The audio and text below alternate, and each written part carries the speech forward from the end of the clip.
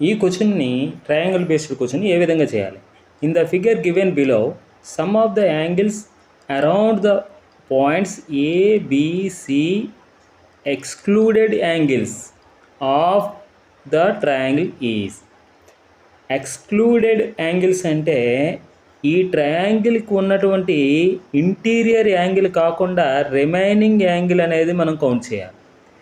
ఇక్కడ ఈ బి అనే వెర్టిసిస్ దగ్గర ఇంటీరియర్ యాంగిల్ కాకుండా రిమైనింగ్ ఎక్స్టీరియర్ యాంగిల్ కౌంట్ చేసుకోవాలి. అదేవిధంగా సి వెర్టెక్స్ దగ్గర కూడా.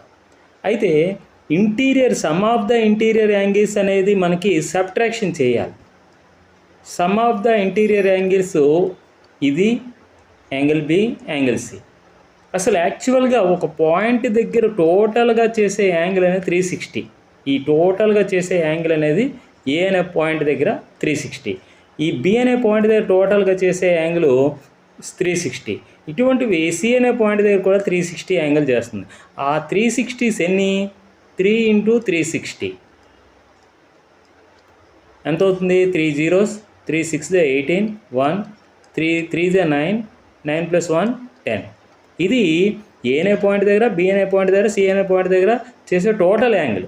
ఇందులో నుంచి ఈ ఇంటీరియర్ యాంగిల్స్ సబ్ట్రాక్షన్ చేసినట్టయితే మనకి 180 degrees సబ్ట్రాక్షన్ చేసినట్టయితే మనకి 0, 8లో 8 పోతే 0, 10లో 1 పోతే 900 degrees మనకి రావడం జరుగుతుంది.